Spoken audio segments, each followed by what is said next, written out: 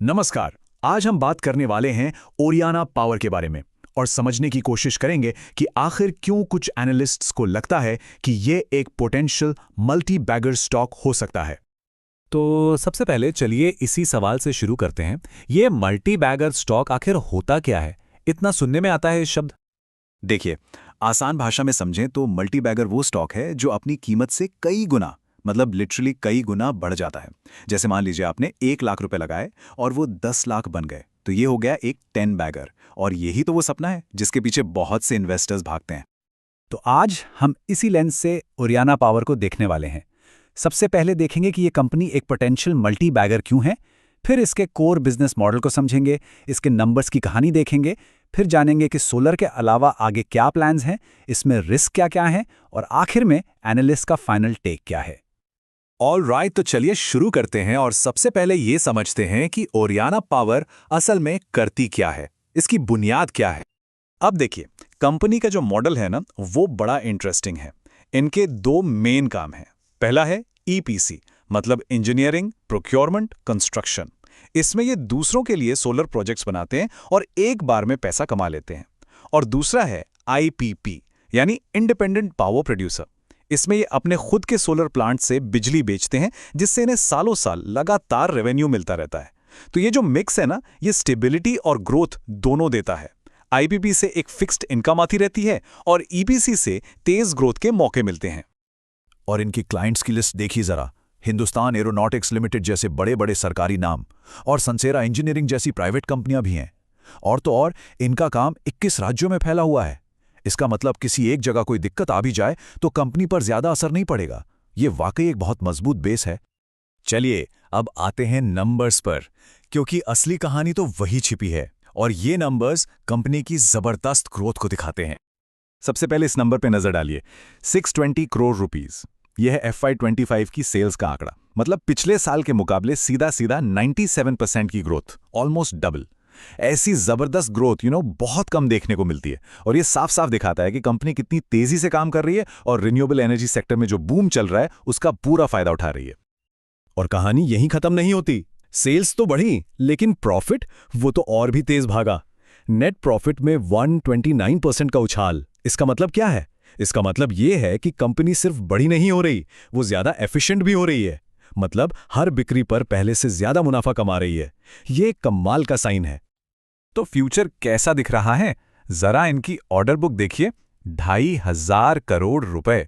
आपको अंदाजा देने के लिए बता दूं, ये इनकी पूरे FY25 की सेल्स का 2.5 गुना है। मतलब आने वाले वक्त के लिए इनके पास काम की कोई कमी नहीं है। इससे एक जबरदस्त रेवेन्यू विजिबिलिटी मिलती है और ये भरोसा आता है कि ग्रोथ की ये रफ्तार शायद आगे भी बनी रहेगी। ये टेबल पूरी कहानी को एक जगह समेट देती है। आप देखिए, सेल्स और नेट प्रॉफिट तो रॉकेट की तरह ऊपर गई हैं, साथ में मार्जिन्स भी बढ़ रहे हैं। ऑपरेटिंग प्रॉफिट मार्जिन, यानी इनके कोर बिजनेस से होने वाला मुनाफा, वो भी बढ़ा है। और नेट प्रॉफिट मार्जिन, मतलब सारे खर्चे निकालकर जो बचता है, वो भी बेहतर हुआ है। ये सब बहुत पॉजिटिव ट्रेंड्स हैं। और इतनी तेज ग्रोथ के बाद भी कंपनी की फाइनेंशियल हेल्थ काफी अच्छी है। इन पर कर्ज का बोझ कम है। एक टर्म होता है गियरिंग, जो कंपनी के कर्ज को उसके खुद के पैसे से कंपेयर करता है, और वो 1 से भी कम है, जो एक बहुत अच्छा साइन है। और तो और क्रिसिल जैसी एजेंसी ने इन्हें ए स्टेबल रेटिंग दी है, जो इनकी क्रेडिबिलिटी को और बढ़ा देती है। लेकिन ओरियाना पावर सिर्फ आज में नहीं जी रही, ये तो फ्यूचर की तैयारी कर रहे हैं। तो इनके वो कौन से बड़े प्लान्स हैं जो इन्हें नेक्स्ट लेवल पे ले जा सकते हैं?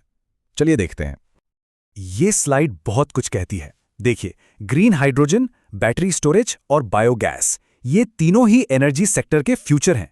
मतलब ये वो एरिया है जहां जबरदस्त ग्रोथ आने वाली है और ओरियाना इन तीनों में अग्रेसिवली घुस रही है। तो ये सिर्फ एक सोलार कंपनी नहीं रह रही, बल्कि एक फ्यूचर रेडी एनर्जी कंपनी बन रही है। और ये सिर्फ हवाई बातें नहीं हैं, कंपनी ने एक्शन भी लिया है। राजस्थान के साथ 10,000 करोड़, मध्य प्रदेश के साथ 5,000 करोड़, ये इतने बड़े बड़े MOU साइन किए हैं। इससे पता चलता है कि इन फ्यूचर प्लान्स को हकीकत में बदलने के लिए एक सॉलिड ग्राउंड वर्क तैयार हो चुका है। ठीक है, सब कुछ बहुत अच्छा लग रहा है, लेकिन कोई भी एनालिसिस बिना रिस्क की बात किए पूरा नहीं होता। तो अब देखते हैं कि इसमें क्या क्या चुनौतियां हो सकती हैं। तो यहाँ 3 मेन रिस्क हैं। पहला है वर्किंग कैपिटल। बिजनेस इतनी तेजी से बढ़ रहा है कि मार्केट में इनका पैसा भी ज्यादा फंस रहा है। इनके रिसीवेबल्स 78 करोड़ से बढ़कर 230 करोड़ हो गए हैं। अगर ये पैसा टाइम पर वापस नहीं आया तो कैश फ्लो पर प्रेशर आ सकता है। दूसरा है एग्जीक्यूशन रिस्क। हाइड्रोजन जैसे नई वेंचर्स में बहुत पैसा लगता है और टेक्नोलॉजी भी नई है, तो उसे ठीक से लागू करना एक चैलेंज है। और तीसरा, सोलर ईपीसी वाले बिजनेस में कंपटीशन बहुत है, जिससे मार्जिन्स पर दबाव आ सकता है। लेकिन एनालिस्ट्स का ये भी मानना है कि इन रिस्क्स का दूसरा पहलू भी है। उनके मुताबिक कंपनी के पास जो बड़े-बड़े सरकारी एमओयूज हैं, जो सॉलिड ऑर्डर्स हैं और सरकार की पॉलिसी का जो सपोर्ट है, वो इन रिस्क्स को काफी हद तक बैलेंस कर देता है। तो चलिए अब इन सब पॉइंट्स को एक साथ लाते हैं और देखते हैं कि एनालिस्ट का फाइनल टेक अवे क्या है। ये जो पूरी मल्टीबैगर वाली थीसिस है, उसका निचोड़ क्या है। ये चेकलिस्ट एक तरह से पूरी कहानी बयां कर देती है। जबरदस्त ग्रोथ, चेक।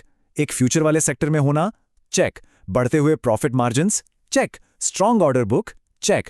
और सॉलिड फाइनेंशियल हेल्थ, वो भी चेक। तो एनालिस्ट के मुताबिक ओरियाना पावर एक पोटेंशियल मल्टीबैगर के लगभग सारे बॉक्स टिक करती है। और आखिर में आता है वैल्यूएशन का पोटेंशियल।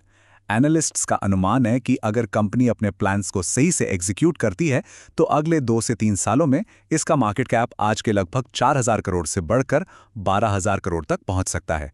मतलब यहां से 3 से 4 गुना बढ़ने की संभावना दिखती है। तो कुल मिलाकर बात यह है कि कंपनी के पास एक क्लियर रोड मैप है, फंडामेंटल्स भी मजबूत हैं। अब बस एक ही बड़ा सवाल बचता है, क्या कंपनी अपने इन बड़े बड़े प्लान्स को उतनी ही अच्छी तरह से जमीन पर उतार पाएगी? क्योंकि आखिर में इसी एक चीज पर इसका पूरा फ्यूचर टिका है।